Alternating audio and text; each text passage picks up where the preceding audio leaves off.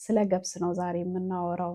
ለብዙ ዘመናት ሰዎች ገብስን ለምግብነት ሲጠቀሙት ኖረዋል።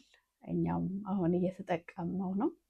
በመጽሐፍ ቅዱስ የተስፋይቱ ምድር በረከት ተብለው ከተዘረዘሩት መካከል አንዱ ገብስ ነው። ኢየሱስ ክርስቶስ 5 እንጀራ እና 2 ዓሣ አብዝቶ ሺዎችን በመገበበት የታምራት ታሪክ 5 እንጀራ የገብስ እንጀራ ነበሩ። ሩት ስትቃርም የነበረው ገብስ ነበረ። ሩትና ኑኃሚን የደረሱት ወደ ሀገራቸው የተመለሱበት ጊዜ የገብስ ሰብል የሚሰበሰብበት ጊዜ ስለነበረ ገብስ ለጤናችን ያለውን ደግሞ ጥቅም ስናይ በውስጡ ፋይበር አለው። በተለይ ያልተፈተገውን ገብስ ብንበላ ይመከራል። ውስጡ ፋይበር አለው ስንል ፋይበር ለሰውነታችን ከሚሰጣቸው ጥቅሞች አንዱ የምግብ መፈጨትን ይረዳል። የምግብ መፈጨት በሰውነታችን ውስጥ ጥሩ ሲሆን ለሰውነታችን ሁለንተናዊ ጤንነት የራሱ አስተዋጽኦ አለው። ምክንያቱም በቂ የሆነ ንጥረ ነገር ለሰውነታችን ለሴሎቻችን እንዲደርስ የራሱ አስተዋጽኦ ስላለው ማለት ነው። ፋይበር ደግሞ በሆዳችን ውስጥ ያሉ ለእኛ ጠቃሚ ለሆኑ ባክቴሪያዎች እንደ ምግብ ያገለግላል። ከሰውነታችን ደግሞ መወገድ ያለባቸው ነገሮች በቀላሉ በጊዜው እንዲወገዱ ያደርጋልና በአጠቃላይ ለሆዳችን ለአንጀታችን ጤንነት ገብስ በጣም ጥሩ ነው፣ በውስጡ ካለው ፋይበር የተነሳ ማለት ነው።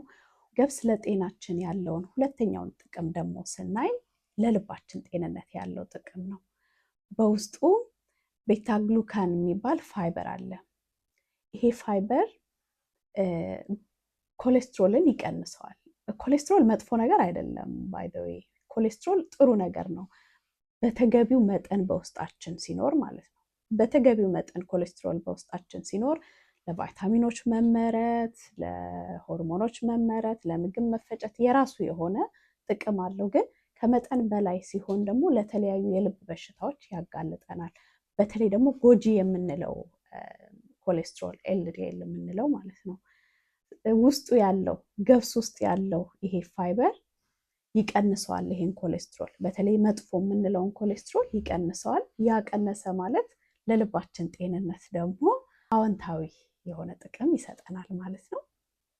ሌላ በደማችን ውስጥ ያለው የስኳር መጠን በትክክለኛው መጠን ጠብቆ እንዲቀጥል አስተዋጽኦ አለው።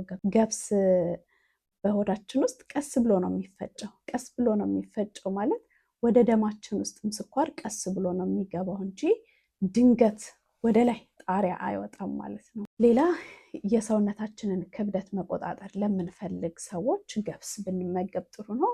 ምክንያቱም ሆዳችንን የያዘ ስለሚያደርግ ቶሎ እንዳይርበን ያደርጋል። እንግዲህ ገብስ እነዚህ ሁሉ ጥቅሞች አሉት። ሰውነታችንን በጥበብ እየመገብን አይምሯችንን ደግሞ በቃሉ እያደስን እንኑር። ይሄ ቪዲዮ ከጠቀማችሁ ላይክ እንድታደርጉት ጋብዛችኋለሁ። ሌሎች ደግሞ እንዲደርሳቸው እንዲጠቀሙ ሼር አድርጉላቸው። እንደዚህ አይነት መጽሐፍ ቅዱሳዊ የጤና መርህ በየሳምንቱ እንዲደርሳችሁ ይህን ቻናል ሰብስክራይብ አድርጉ። ዶክተር ሀና እባላለሁኝ። ስላዳመጣችሁኝ አመሰግናለሁ።